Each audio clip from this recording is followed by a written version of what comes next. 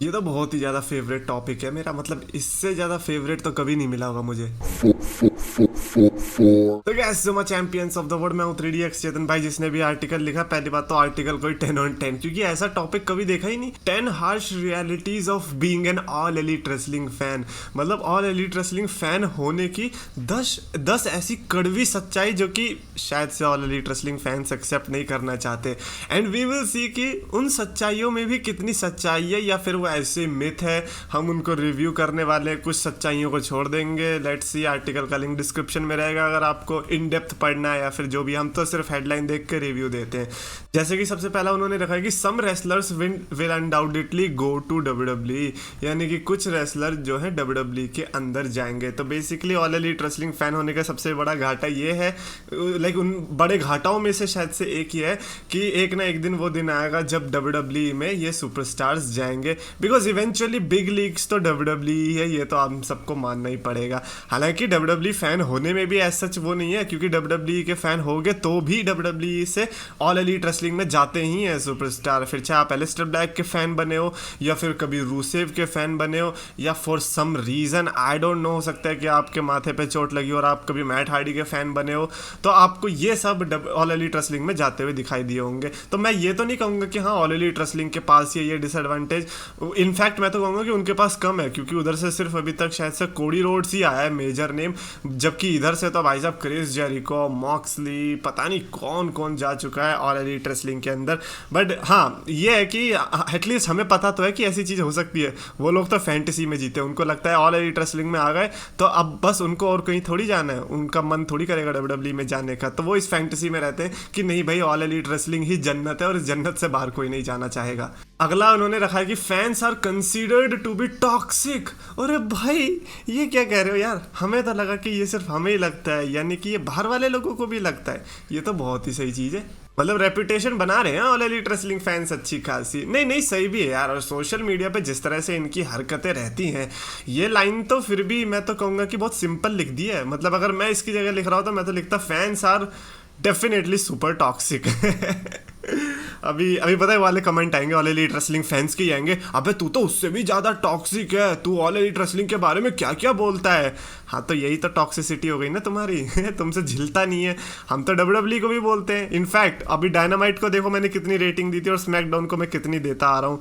तो पर वही है कि इनके लिए क्या होता है ना कि AEW डायनामाइट एक वो है जन्नत, जैसा कि मैंने कहा, वो कभी बेकार हो ही नहीं सकती जिंदगी में, और ये एक्सपेक्ट ही नहीं करना चाहते कि किसी को वो बेकार भी लग सकती है। उनको लगता है कि ये अच्छी ही रहती है, जिसके चलते ये अलग ही डिफेंस मोड में आ जाते हैं। इनको जॉली LLB बनना होता है और फिर ये केस लड़ना शुरू कर देते हैं आपके अगेंस्ट, और फिर आप कितना ही पीछा छुड़ा लो ये आपको छोड़ेंगे नहीं। इनफैक्ट आप बेचारे JEE मेंस की प्रिपरेशन कर रहे होंगे, लेकिन ये आपके मुंह पे 2 पैराग्राफ का एक आंसर फेंक के मारेंगे कि why all elite wrestling is better than WWE। आपको घंटा मतलब नहीं होगा, लेकिन आपको फिर भी पढ़ना पड़ेगा, क्योंकि आई डोंट नो व्हाई, बट मत पढ़ना कभी भी ऐसा। ऑल एलीट लाइक स्टार्टिंग की लाइन से आपको पता चल जाएगा कि ये ऑल एलीट रेसलिंग फैंस का पैराग्राफ है। मेरे को लगता है कि हाँ पैराग्राफ वाली बात भी इसमें मेंशन होनी चाहिए थी। तो मैं इस चीज़ से तो डेफिनेटली एग्री करूंगा कि अगर किसी का फैन बेस सबसे ज़्यादा टॉक्सिक है, it has to be all elite wrestling fans, come on.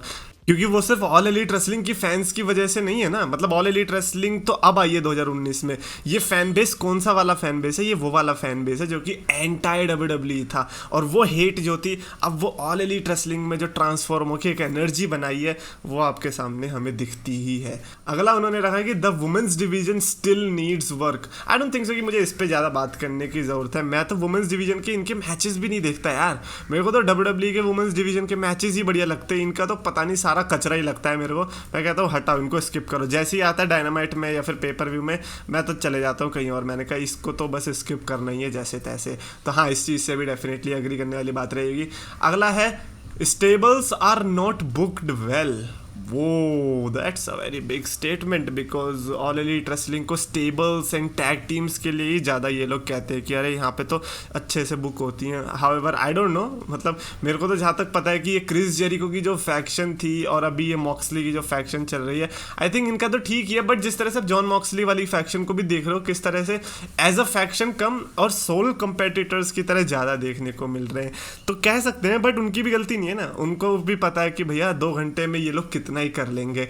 अब ये जो चीज़ है ना 2 घंटे में कितना ही कर लेंगे, मैं बोल तो रहा हूँ, लेकिन मैं definitely all elite wrestling fans को नहीं बोलूँगा कि तुम भी ये चीज़ बोलो, क्योंकि तुम लोग डिजर्व नहीं करते हो ये बोलना, क्योंकि तुम्हें तो पहले से ही लगता था ना कि नहीं नहीं ये सब चीज़ें पॉसिबल है, तो अब करके दिखाओ भाई। पॉसिबल है तो 2 घंटे के अंदर सब चीज़ सबको पुश मिलना ज़रूरी था, सबको पुश मिल सकता है, तो ये डेफिनेटली ज़रूरी है। और स्टेबल्स, और ये सिर्फ बड़ी स्टेबल्स दिखती हैं, बाकी जो पहले की स्टेबल्स थी या फिर ऑल एलिट रेसलिंग की खुद की जो स्टेबल्स है जो कि होम ग्राउंड टैलेंट है, वो तो दिखते भी नहीं, वो गायब ही है। और बहुत सारी फैक्शंस हैं यार, मतलब मैं आपको बता रहा हूँ कि डब्ल्यूडब्ल्यूई की हिस्ट्री में इतनी फैक्शंस नहीं आई होंगी जितनी ऑल एलिट रेसलिंग में 3 साल के अंदर देखने को मिल गई है। और फिर भी हमको कितनी देखने को मिलती है टेलीविजन पर, ये वो तो हम सबको पता ही है। अगला उन्होंने रखा है कि the x WWE guys argument is justified. तो बेसिकली जो आर्ग्यूमेंट होता है कि ऑल एलिट रेसलिंग में ज़्यादातर एक्स डब्ल्यूडब्ल्यूई सुपरस्टार्स हैं, उनको कहा जा रहा है कि ये जो आर्ग्यूमेंट है जस्टिफाइड रहती है कि ये सिर्फ एक्स डब्ल्यूडब्ल्यूई सुपरस्टार्स को ही पुश मिलता है। देखो पहली बात तो मैं ये कहना चाहूँगा कि एज अ बिजनेसमैन ऑफकोर्स वो सेंस बनाता है, क्योंकि बड़े पहाड़ से अगर कोई आ रहा है छोटे पहाड़ पे तो वो बड़े पहाड़ वालों को इज्जत देगा, ये तो बात है। और एज अ बिजनेस भी वो चाहेंगे कि हाँ भैया उनकी जो चीज़ है वो यूज़ की जाए। और फिर उन्हें भी कितना बुरा लगेगा ना कि यार वो इतनी बड़ी जगह से आए हैं और फिर उनको आते ही भेज दिया लॉकर रूम में। तो हर कोई मैट हार्डी जितना टैलेंटेड नहीं होता ना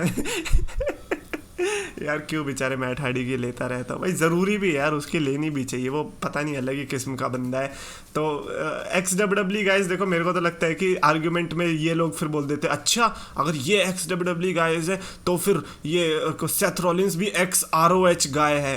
रियली यू आर सेइंग कि जितने लोग सेथ रॉलिंस को डब्ल्यूडब्ल्यूई में जानने लगे उससे ज़्यादा ROH में जानते थे, और ROH में जानते थे इसीलिए उन्होंने सेथ रॉलिंस को देखना शुरू किया।